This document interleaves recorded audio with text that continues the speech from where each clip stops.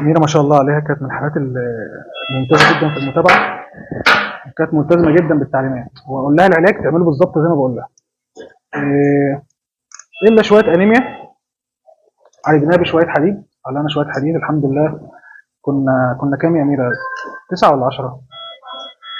10، وصلنا دلوقتي 11 ونص أهو، ما احتاجناش نعلق دم الحمد لله. فده مساعد جدا إن أنا لما بشتغل على أنيميا كويسة، على هيموجلوبين كويس، الأنسجة بتحصل لها التئام بشكل حلو جدا، وهي طبعا بعد الولادة بتقوم بشكل أحسن، والجرح بيقفل كويس. فانا ما بحبش دايما اخش الولادات اقل من 11 يعني، والحمد لله ربنا موفقني لكده. اميره بقى جابتني امبارح، كنت لسه مخلص سحور وداخل انام، ومفيش عمليات النهارده. لقيتها بترن عليا: الحقني يا دكتور، انا عليا دم. كنت جاي راكب الناقه بتاعتي منطلق وجاي على المستشفى.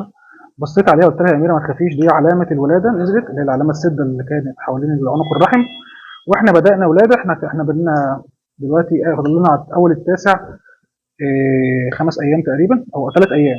تمام، يعني اول التاسع بعد بكره. قلت لها هنستنى شويه وناخد حقن الرئه وان شاء الله الموضوع ما يطورش عن كده، ونستنى اسبوع ولا حاجه ونولدك، بس بعد ما نخش التاسع شويه. والله انا ما لحقت، صليت الفجر ونمت، لقيتها بتكلمني تاني تقول لي: يا دكتور عليا ميه وعليا دم.